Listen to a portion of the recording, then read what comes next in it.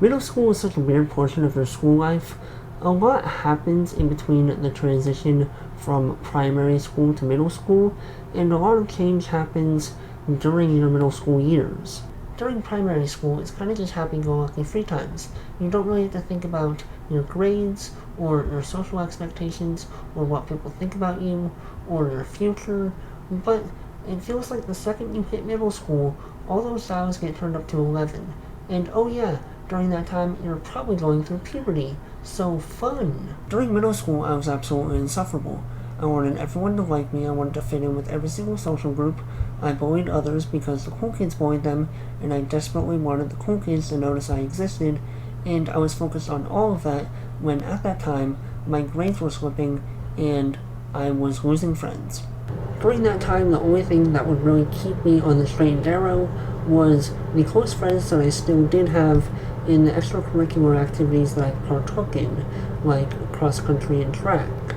Maintaining close relationships in middle school made me realize what's important in my life, and partaking in extracurricular activities made it so my grades didn't slip into the gutter, because if you wanted to partake in sports at my school, you had to have a 3.0 GPA or better.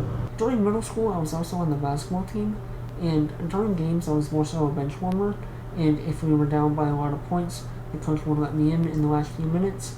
Practices were long and after school, and they lasted until late at night, and those are a few years of my life that I'll never get back, and I wish I did something else. During middle school, we also had a lot of school dances, and these would happen every month or so, and they were a great way to hang out with friends, have crippling anxiety about slow dancing with girls, and blowing out your eardrums. Middle school is always such a weird and confusing time in people's lives, and in the moment, your middle school experience can feel very specific to you, but as you get older, you realize that your middle school experience is actually very similar to many others, and I find that kind of beautiful. Reef, I will see you tomorrow.